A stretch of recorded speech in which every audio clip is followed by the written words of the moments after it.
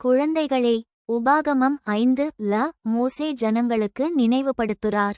நம்முடைய தேவன் சினாய் மலையிலே வந்து தன் குரலாலே பேசினார். அந்த நாளை நீங்க மறக்கவே கூடாது. அங்கேயே தேவன் 10 கட்டளைகளை கொடுத்தார். விசை 1 ஒரே தேவனையே வழிபடணும். விசை 2 சிலைகள் விக்கிரகங்கள் செய்யக்கூடாது. விசை 3 தேவனுடைய பெயரை வீணா சொல்லக்கூடாது. விசை 4 சப்தா தினத்தை புனிதமா கடைபிடிக்கணும். விசை 5 அப்பா அம்மாவுக்கு கீழ்ப்படிக்கணும். விசை 6 கொல்லக்கூடாது. விசை 7 தவறான செயல்களில் ஈடுபடக்கூடாது.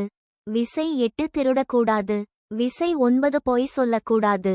விசை 10 அடுத்தவங்களோட பொருளை ஆசைப்படக்கூடாது. இது நம்ம வாழ்க்கையை ஆசீர்வதிக்க தேவன் கொடுத்த சட்டம். அதனாலே எல்லாரும் இதை மனசு வச்சுக்கோங்க, தினமும் நடந்து பாருங்க. இஸ்ரவேலே, கேள், நம்முடைய தேவனாகிய கர்த்தர் ஒரே கர்த்தர். உன் இருதயம் முழுவதும் உன் ஆவி முழுவதும் உன் பலமுழுவதும் கர்த்தரை நேசிக்கணும். மோசே சொன்னார். இந்த வார்த்தையை உங்க பிள்ளைகளுக்கு தினமும் சொல்லுங்க. வீட்டுக்குள்ள இருக்கும் போதும் வெளியே போகும் போதும் படுக்கும் போதும் எழும்பும் போதும் நினைவுபடுத்துங்க. தேவனோட கட்டளையை மறக்காம உங்க வாழ்க்கையிலே பின்பற்றினா நீங்க ஆசீர்வதிக்கப்படுவீங்க.